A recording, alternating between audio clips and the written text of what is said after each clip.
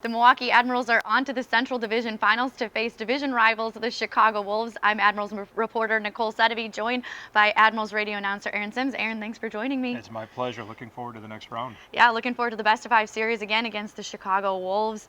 Big divisional game. These games have tended to get chippy in the past. Do you expect a little more spice in this one, considering it's these two teams? I do a little bit, but not too much. It is playoff hockey. You're going to see more skill come out. There's going to be the effort, obviously. Effort and skill have to combine. Chicago has become a more skilled team over the last few weeks. They've added a couple of players to their lineup that have been in during every game in their first series against Rockford. So I expect it to be more skilled, but there's certainly going to be some pushing and shoving, a lot of stuff after the whistle. These teams have played each other 14 times in the regular season. They worked together last year. They know each other extremely well. So there's going to be that raggedness, that tiredness of seeing each other over and over. This time there's a little bit more on the line. A little bit more on the line for sure. That first game gets started on Saturday at Allstate Arena, a place that hasn't been too kind to the Admirals in the regular season. How do they get that road win? They're going to need one. Yeah, they are going to need a road win, obviously. A best-of-5 series, and the Admirals needed that against Manitoba in the first round with 2-3 in the same kind of setup this time, although it'll go 2-2-1. The Admirals did win the last game down there. They had 3 power play goals, so 2-5 they finished on the season after the April 23rd win. They're going to have to play the way they did against Manitoba. In the wins against Manitoba, and even though Manitoba outshot them in every game, the Admirals limited second and third chances, and they forechecked hard. They crashed hard, and in that fifth game, that deciding game that the Admirals won 2-1, the Admirals did a lot of things that Manitoba wasn't expecting or weren't prepared for or whatever. And the Admirals need to do that again against Chicago. Now, I'm not saying that Chicago won't be prepared or ready for all of this, but what I'm saying is the Admirals' will needs to be better than Chicago's will. And that was the case when the Admirals beat Manitoba in the Game 5. Use that word prepare, that preparation. Chicago swept Rockford in their semifinal series, has time to rest and prepare. The Admirals have 5 games here in between series. How do they come out the more energized team? Well, energy I don't think is going to matter too much. I mean, both of these teams finished on Sunday. Both of these teams don't again play. They'll meet on Saturday night. So I'm not so worried about that. The Admirals had to use their depth a little bit. Alex Biega left the team, so a couple of players had to step in, and Matt Tennyson was injured.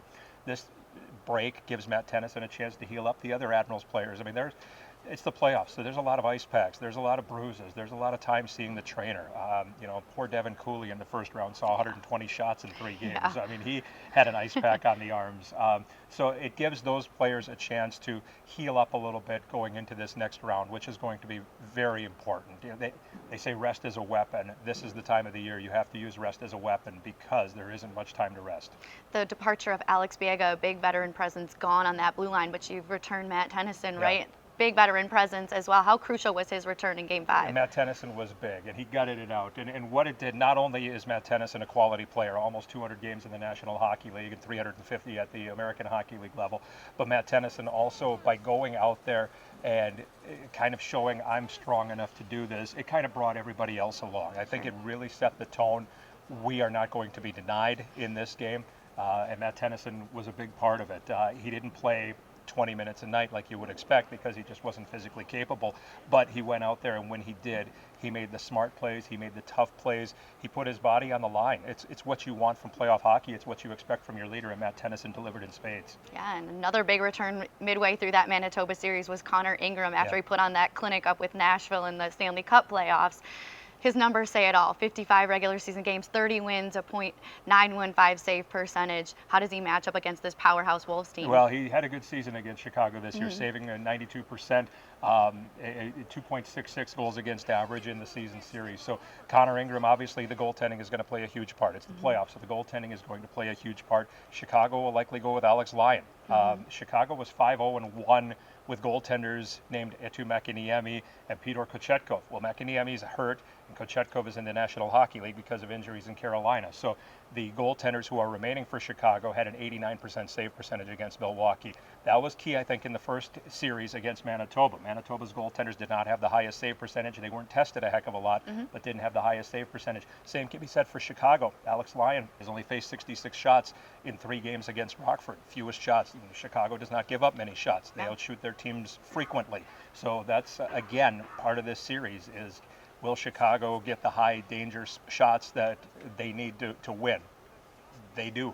they're able to figure it out. They had the best record in the league. They had a 48-goal scorer in Stefan Nason.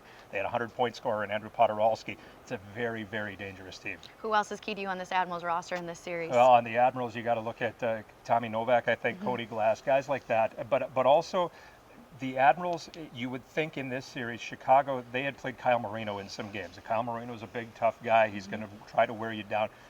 Kyle Marino's likely not going to see time in this series because it's the playoffs. You need some skill, you need some offense, all of that. And Kyle Marino's a guy, with no offense to him, but he does his role extremely well. But he's going to play 4 or 5 minutes a night. So they need a player to get out there and play.